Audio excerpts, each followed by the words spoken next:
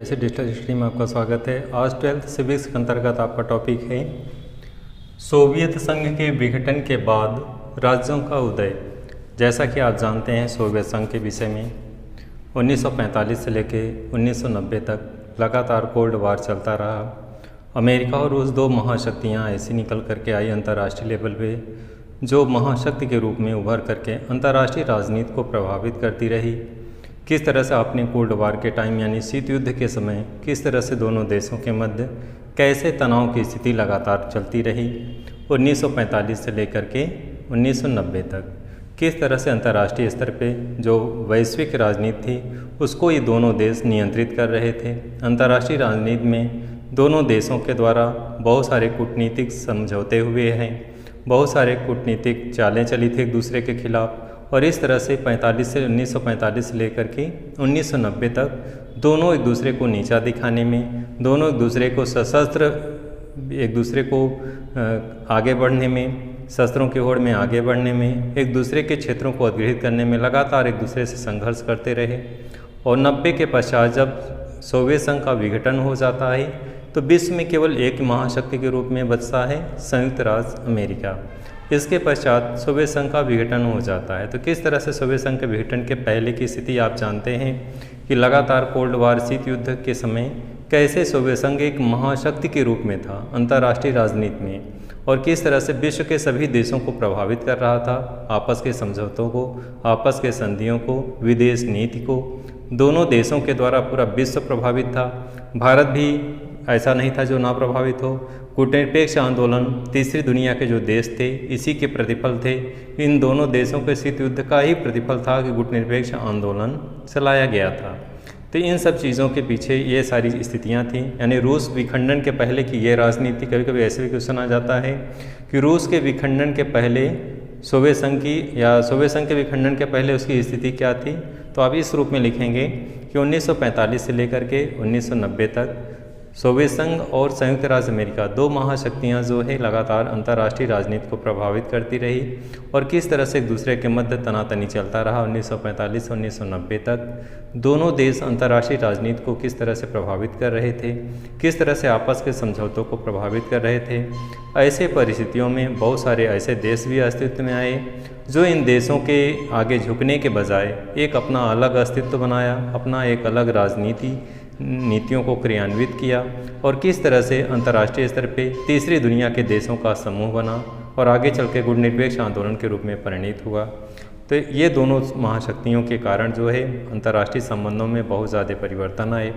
लेकिन जैसे ही सोवियत संघ का विखंडन हो जाता है, सोवियत संघ कई राज्यों का समूह था, और इसका जब विखंडन हो जाता है तो इसकी सारी शक्ति खत्म हो जाती है, उस रूप में नहीं रहती जैसा सोवियत संघ के रूप में रहती है।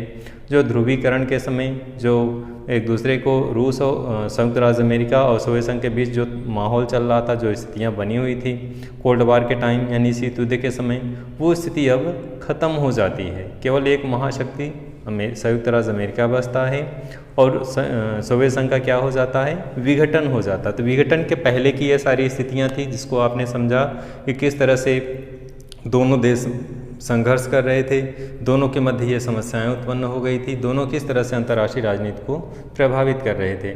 ऐसे विषम परिस्थितियों में किस तरह से बहुत सारे देशों का अलग अलग समूह बना, सैन्य संगठन भी बने जिसमें नाटो आप जानते हैं सैन्य संगठन था।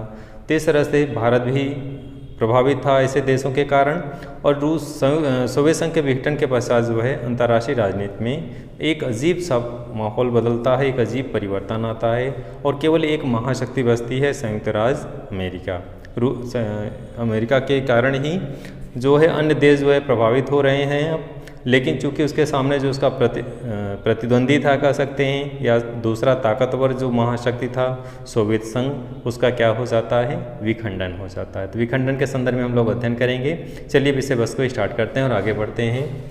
25 दिसंबर 1991 ये डेट है, महत्वपूर्ण तिथि है, तो इसको संदर्भ में समझेंगे। 25 दिसंबर 1991 सोवियत संघ का क्या हो जाता है, विघटन हो जाता है। तो जैसा कि आप जानते हैं, अगर क्वेश्चन इस रूप में भी आ जाए, जैसे भी हमने आपको बताया कि सोवियत संघ के विखंडन के पहले सोवियत संघ की क्या स्थिति थी, तो वही चीज़ आप लिखेंगे, वही तथ्यों को लिखेंगे 1945 से लेकर के 1990 तक जो कोल्ड वॉर चलता है, जो रूस की सोवियत संघ की जो स्थिति रहती है विश्व के अन्य देशों के साथ, किस तरह से तीसरी दुनिया का जन्म होता है, किस तरह से गुटनिरपेक्ष आंदोलन क्रियान्वित होता है, यही सारे मैटर मिला करके आप लिख सकते हैं। यानी सोवियत संघ के विखंडन के पहले क्या स्थिति थी उसकी, तो ये सारी चीज़ों को आप विस्तार से लिखेंगे। क्योंकि डायरेक्टली आपको ना प्रश्न कहीं से मिलेगा बुक में, ना आंसर मिलेगा, बहुत सारे प्रश्नों और उत्तर को अपने से बनाना पड़ेगा। अगर एग्जाम में क्वेश्चन आ जाए इस रूप में तो आप उसे कर सकें अपने तरीके से। तो इस चीज़ के लिए आप अभी से इस वीडियो के माध्यम से अभी से चैतन्य रहें कि कैसे कैसे प्रश्न पूछे जा सकते हैं, क्योंकि जब तक आप कॉन्सनट्रेट होकर किसी टॉपिक को नहीं पढ़ेंगे आपके समझ में नहीं आए। केवल उतना ही प्रश्न को अध्ययन करेंगे और डिफरेंट क्वेश्चन पूछ लिया तो आप फिर नहीं कर पाएंगे। तो इस चीज़ को आप समझते रहें कि सोवियत संघ के विखंडन के पहले क्या स्थिति थी। तो जैसा आप जानते हैं 1945 से 1990 के मध्य सोवियत संघ की जो स्थिति थी शीत युद्ध के टाइम में, कैसे अमेरिका का प्रतिद्वंदी देश के रूप में कार्य कर रहा था, कैसे विश्व स्तर पे अपनी राजनीति को क्रियान्वित कर रहा था, कैसे दोनों महाशक्तियाँ पूरे विश्व पे राज कर रही थी, एक प्रकार से अपनी कूटनीतिक चालों के द्वारा समझौते को प्रभावित कर रही थी, अंतर्राष्ट्रीय विदेश नीति को प्रभावित कर रही थी, और विखंडन के पश्चात कैसे सोवियत संघ की स्थिति कैसे बदल जाती है। तो यही चीज़ें पहले को दिखाएंगे और आगे चल के क्या स्थिति बनती है उसको दिखाएंगे, दोनों मिक्स करके। अगर दोनों स्थितियाँ पूछती है तो दोनों मिक्स करके बताएंगे। अगर केवल इतना पूछता है कि सोवियत संघ के विखंडन के पहले क्या स्थिति थी, तो वही हेडिंग कोल्ड युद्ध नहीं डालेंगे, बल्कि हेडिंग क्या डालेंगे, सोवियत संघ के विखंडन के पहले की स्थिति। थोड़ा सा माइंड यूज़ करेंगे अपना। इस तरह से आगे हम लोग बढ़ते हैं। 25 दिसंबर 1991 को सोवियत संघ का विखंडन हुआ।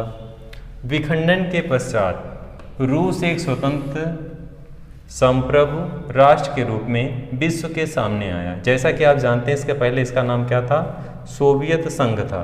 लेकिन जब सोवियत संघ का विखंडन हो जाता है तो क्या अस्तित्व में आता है, रूस के रूप में। रूस एक स्वतंत्र संप्रभु राष्ट्र के रूप में विश्व के सामने आता है। आगे हम लोग पढ़ेंगे।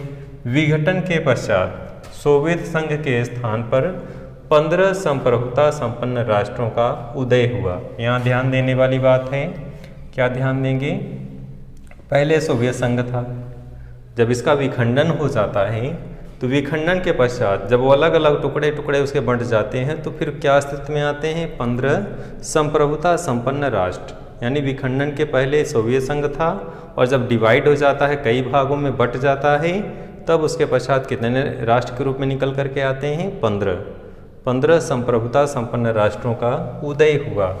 ऐसा माना जाता है कि पहले इन राज्यों को सोवियत संघ द्वारा दबाव डालकर अपने साथ मिला लिया गया होगा।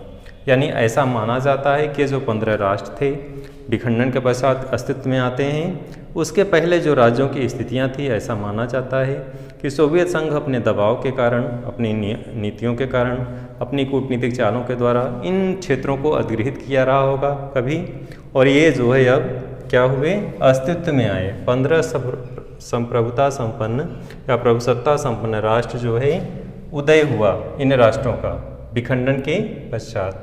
ऐसा माना जाता है कि पहले इन राज्यों का क्या रहा होगा, सोवियत संघ द्वारा दबाव डालकर अपने साथ जो है इन क्षेत्रों को क्या किया होगा, मिला लिया होगा। तो ऐसा माना जाता है कि इन क्षेत्र जो 15 क्षेत्र जो स्वतंत्र हुए हैं, कभी किसी टाइम में सोवियत संघ दबाव डाल करके इन क्षेत्रों को अपने साथ मिला लिया होगा। आगे बढ़ेंगे हम लोग। वर्तमान परिप्रेक्ष्य में 9 स्वतंत्र देश, जो ये स्वतंत्र देश हुए हैं, अनेक राजनीतिक, आर्थिक, सामाजिक समस्याओं का सामना कर रहे हैं। तो कहने का मतलब है ये राष्ट्र सोवियत संघ से अलग हो चुके हैं और इनके यहाँ अनेक समस्याएं हैं, चाहे सामाजिक लेवल पे हो। सामाजिक लेवल पे इस तरह के जातिवाद को लेकर के समस्याएं हैं। 2 प्रकार की जातियाँ, जैसे क्रिश्चियन हैं, मुस्लिम क्षेत्र में भी कहीं कहीं हैं। तो डिफरेंट जब जातियाँ एक जगह पे हो जाती हैं तो आपस में संघर्ष चलता रहता है, जैसे बाल्कन क्षेत्र में संघर्ष चला था। तो इस तरह से अनेक जातियाँ जब हो जाती हैं तो उसमें आपस में अपने को श्रेष्ठ, दूसरे को नीचा दिखाने की जो प्रवृत्ति बढ़ती है, इस तरह की समस्या होती है। तो सामाजिक हो गया, आर्थिक हो गया, इस तरह की विविध समस्याओं से ये देश जूझ रहे हैं जो है। तो अनेक राजनीतिक, आर्थिक, सामाजिक समस्याओं का ये देश क्या कर रहे हैं, सामना कर रहे हैं। इन 9 स्वतंत्र गणराज्यों में से 12 राज्यों ने अपनी इन समस्याओं से लड़ने के लिए राष्ट्रमंडल का निर्माण किया। तो तो यहाँ 12 राष्ट्र ऐसे हैं, 12 राज्यों ने क्या किया, अपनी समस्याओं से लड़ने के लिए किसका निर्माण किया, राष्ट्रमंडल का। तो इस चीज़ को ध्यान देंगे। सोवियत संघ के विघटन के पश्चात वे राज्यों की सूची, यानी सोवियत संघ के पूर्व उसकी स्थिति एक थी, एक जैसे सभी राज्य एक थे, लेकिन विखंडन के पश्चात जो है वो 15 राज्यों में विभक्त हो जाता है। वे 15 राज्य कौन कौन से थे, तो जैसे फर्स्ट है रूसी संघ। फर्स्ट क्या है, रूसी संघ, जो रूस के रूप में निकल करके आता है अस्तित्व में। दूसरा है कजाकिस्तान, थर्ड है इस्टोनिया, फोर्थ है लातविया, फिफ्थ है लिथुआनिया और सिक्स है बेलारूस। नेक्स्ट इसी में सेवेंथ है यूक्रेन, एट्थ है मालदोवा, नाइन्थ है अर्मेनिया और 10th है जॉर्जिया, 11th अजरबैजान और 13 है उज़्बेकिस्तान और 14 है तजाकिस्तान और लास्ट 15 बचता है किर्गिस्तान। इस तरह से ये 15 राष्ट्र के रूप में विखंडित होने के पश्चात अस्तित्व में आते हैं। इसके पहले सभी मिलाकर के क्या बोला जाता था, सोवियत संघ बोला जाता था। तो इसमें सोवियत संघ पहले था, जब ये विखंडित हो जाता है तो विखंडित हो जाने के पश्चात ये 15 राष्ट्र के रूप में अस्तित्व में आते हैं और इस तरह से सोवियत संघ विभाजित हो जाता है इन राष्ट्रों के रूप में। डियर स्टूडेंट, इस चीज़ को ध्यान रखेंगे। 25 दिसंबर 1991 ये डेट इंपॉर्टेंट है। इस तिथि को क्या हुआ था, सोवियत संघ का विखंडन हुआ था। वेरी इंपॉर्टेंट ऑब्जेक्टिव क्वेश्चन है बोर्ड एग्जाम के लिए और शॉर्ट क्वेश्चन के लिए। इसमें विखंडन कब हुआ था, इस तिथि को याद रखेंगे, 25 दिसंबर 1991 को। उसके पश्चात कितने राष्ट्रों में डिवाइड होता है, 15 राष्ट्रों में डिवाइड होता है। 12 राज्य, 12 राज्य जैसे थे जो राष्ट्रमंडल का निर्माण करते हैं। इस तरह से इनकी अपनी क्या समस्याएं हैं, राजनीतिक, आर्थिक और सामाजिक समस्याओं से ये देश जूझ रहे हैं आपस में। इनकी अपनी खुद की वहाँ की समस्याएं हैं, स्थानीय समस्याएं हैं जिससे वे संघर्षरत हैं, उस समस्याओं से जूझ रहे हैं। और विखंडन के पश्चात जो है रूस की सोवियत संघ की ये स्थिति होती है। तो आप जो है इसको 2 पार्ट में करेंगे। क्वेश्चन अगर एग्जाम में आता है इस तरह से बोर्ड एग्जाम में कि सोवियत संघ के विखंडन के पूर्व क्या स्थिति थी, तो जैसा हमने आपको बताया 1945 से बहुत सारा मैटर बुक में ना मिलेगा, ना गाइड में कहीं मिलेगा। कुछ चीज़ों को आपको अपने से लिखना है। क्यों समझेंगे कि सोवियत संघ के विखंडन के पहले क्या स्थिति दिखाएंगे, 1945 से लेकर के 1990 तक की पूरी अंतर्राष्ट्रीय राजनीति को अपने तरीके से लिखेंगे। कैसे, कि किस तरह से दोनों महाशक्तियों के बीच तनाव होता है, कैसे दोनों संघर्ष करते रहते हैं, कैसे अंतर्राष्ट्रीय राजनीति को प्रभावित करते हैं, कैसे तीसरी दुनिया का जन्म होता है, कैसे जो है बहुत सारे देशों का एक समूह बनता है, कैसे गुटनिरपेक्ष आंदोलन आगे बढ़ता है। इन सब चीज़ों को दर्शाएंगे और फिर आगे चल के उसका विखंडन दिखाएंगे, कैसे जो है विखंडित हो जाता है और अंतर्राष्ट्रीय राजनीति में केवल एक महाशक्ति बचता है, संयुक्त राज्य अमेरिका, और कैसे संयुक्त राज्य अमेरिका फिर अकेले जो है पूरे विश्व पे हावी होता है। चूँकि सोवियत संघ विखंडित हो चुका रहता है इसलिए उसकी शक्ति समाप्त हो गई होती है। तो डियर स्टूडेंट, अपने इस वीडियो को यहीं समाप्त करते हैं। फिर से अगले वीडियो मिलेंगे। धन्यवाद।